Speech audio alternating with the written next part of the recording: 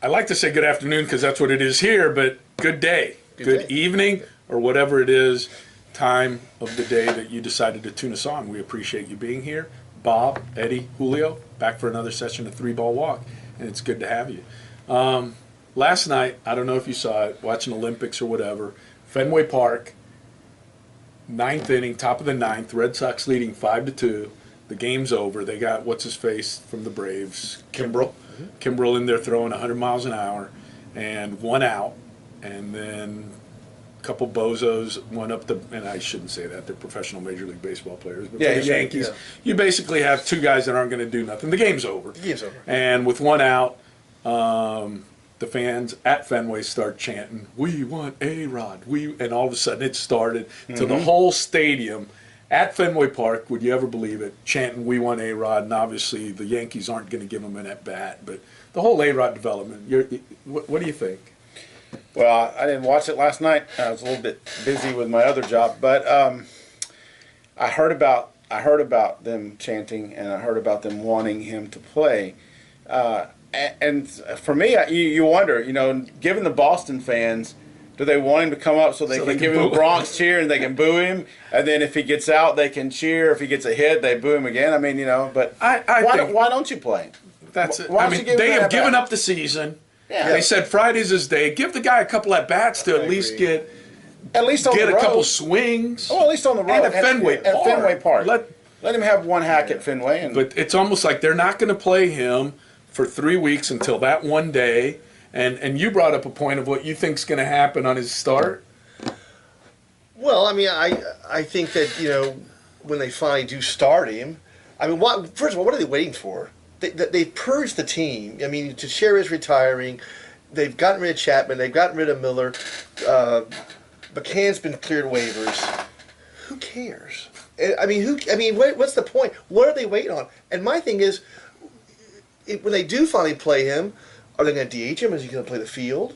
2 at-bats and he gets pulled? He gets pulled. I mean, what are they going to do for him? I don't understand. And I got to say this, and a lot of people who don't like A-Rod, and you and I talked about this before, when he came to the Yankees, in my opinion, he was a better shortstop than Jeter. But he's the guy who went to third. He was the team player who went to third. Why? That's never mentioned. It's always, everybody's down on A-Rod.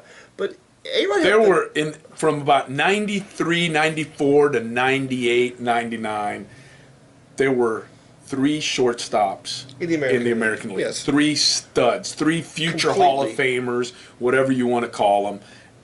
And Jeter was number 3. I think so. And Jeter was great, don't get me wrong. But Nomar was pretty freaking good.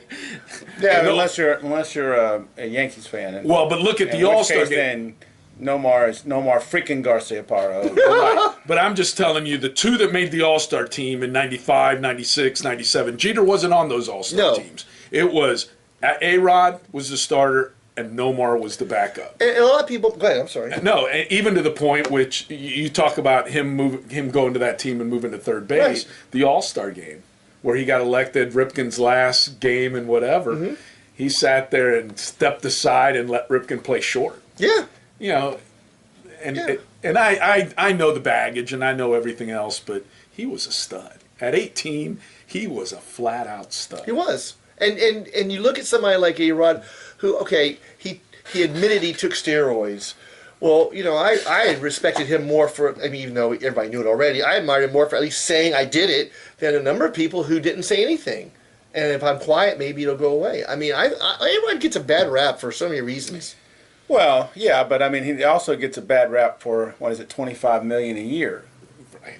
I mean, don't put a gun to those people's head to make him sign that contract. No, they didn't. But everybody who's a real baseball fan looked at that contract when it was signed and goes, "That's the dumbest thing baseball." Well, and it wasn't that one; it was the one that Texas gave him, even the 170-something million before that. But that carries over all his career. When everybody's saying nobody's worth $25 million a year, and so now he's living up to that. Everybody's watching him, going, "Oh yeah, he's hitting home runs," and then the juice, and then he's on the roids. Everybody knows he's on the roids. Then he gets caught. Then he gets busted. Then he gets off. Then he's like, "No, I didn't." Then he says, "Yes, I do."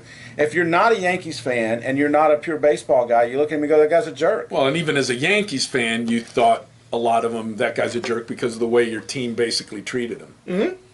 And They had a commodity, and that's what get him out there and let him play. I mean, and he is what I mean. He's done. He's 41 years old, and he's done. But he's not the first 41-year-old to be done, and the other guys at least got the hit. Yeah, I think so. I mean, I definitely think Girardi's doing him wrong, and I don't know why Girardi is. Maybe it's the management, maybe it's the front office has told him we don't want him playing. We don't want him playing on the road.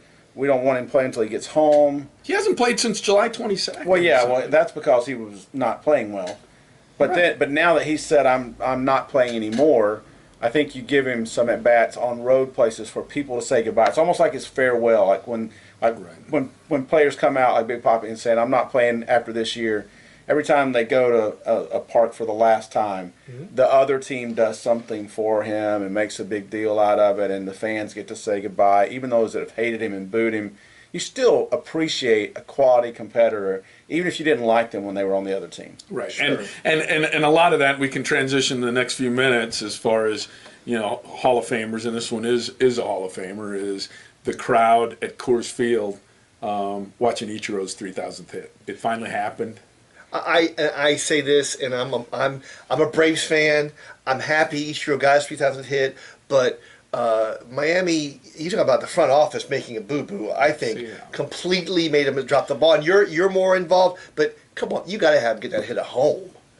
Look, well, you can't help it. I mean, what are you going to do? He plays every Sunday on day games after night games. He has all season long, and that's what it is. They wound up winning the game. He's in the starting lineup. You don't sit there and say, you know what? It's Sunday. It's Ichiro's game day to play, but we'll be home tomorrow. Right now, the Marlins are trying to build consistently and fight for the playoffs. He needs to play because that's what they've been doing all season long. Yeah, and he got his 3,000th hit, and I don't think anybody guessed it would be that day. So, and it was a triple. It was a triple. And it was a triple. The neat part about him, and something I've just kind of learned over the last couple months, is the baseball historian. He's like us.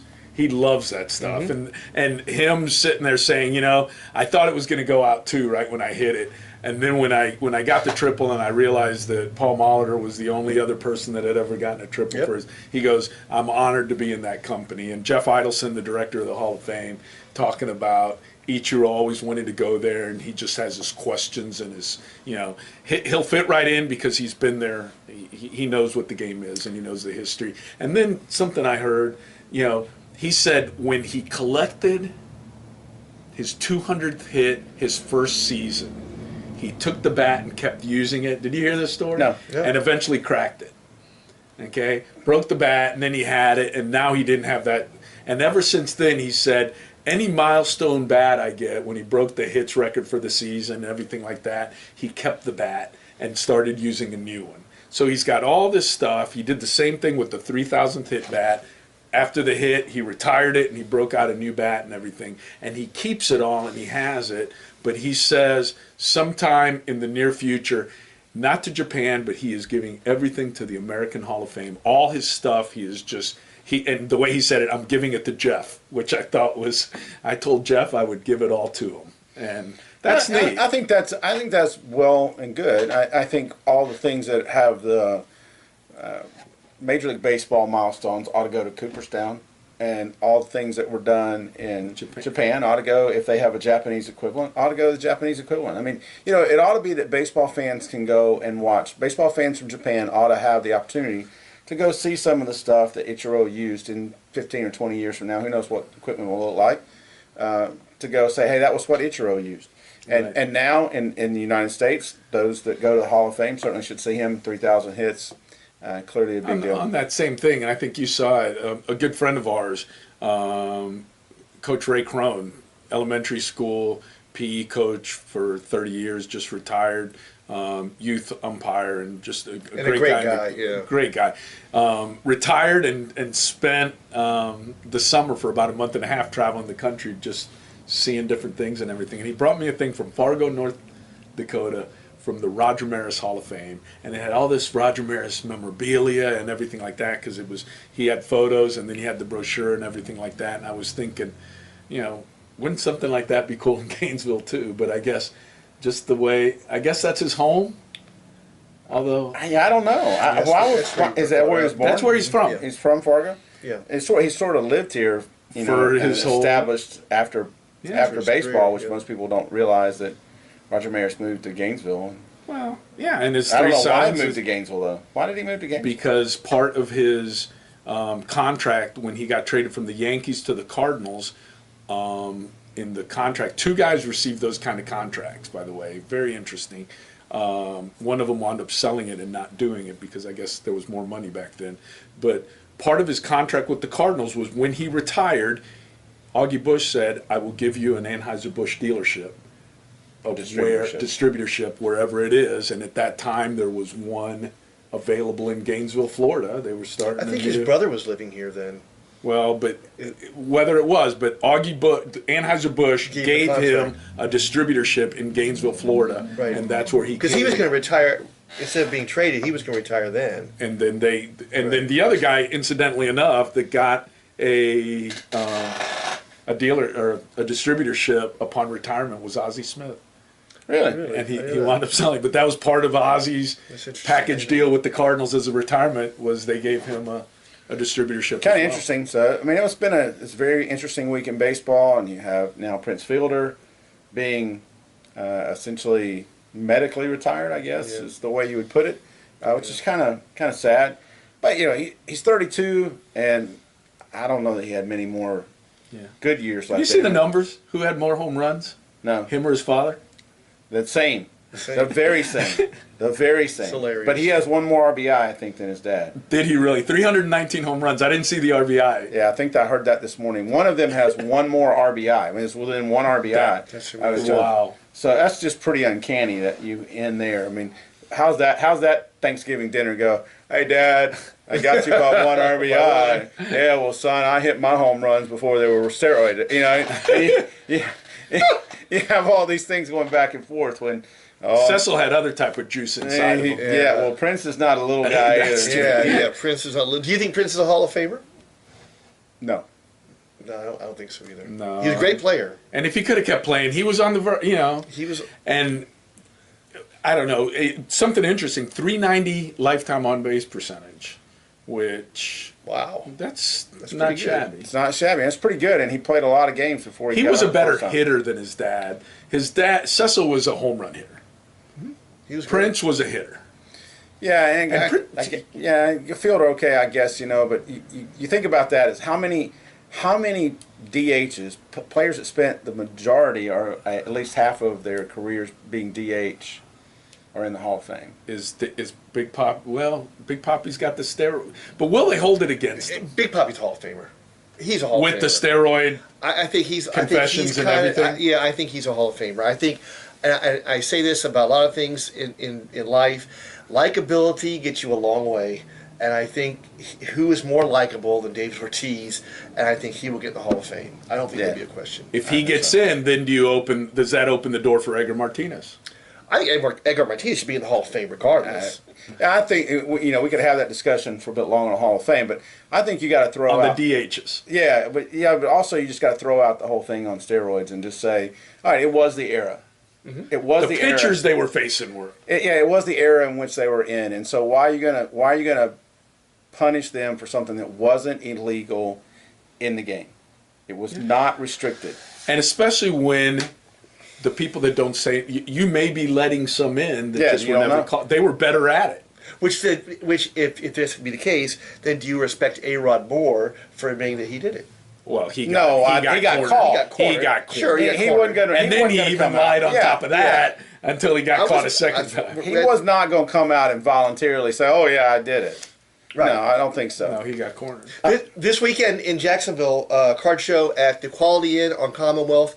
The last time the show's going to be there. From now on, I'll be a Mandarin. Do you have any But- A-Rod stuff you can bring in? No, I got some By cards. the way, some hey, cards. this weekend at the National baseball Baseball Card Show was last weekend was Yep. up in Atlantic City. Yep. Bob had some signed Mickey Mantle and Roberto Clemente memorabilia. has Beautiful some. stuff. Yep. If you're interested in looking at that, I'll be happy to show it to you. But And he can show it to you it online. came back with the person. And Dave Polikoff, who went to the show, we're going to try to get him on the show here to talk about the National. about that, next couple I'd weeks, yeah. love to know what was there and Me everything. too. That's That'd be a exciting. great. We're looking forward to that show. Hey, if you get a chance, play some baseball. We'll be right back after this with the second half.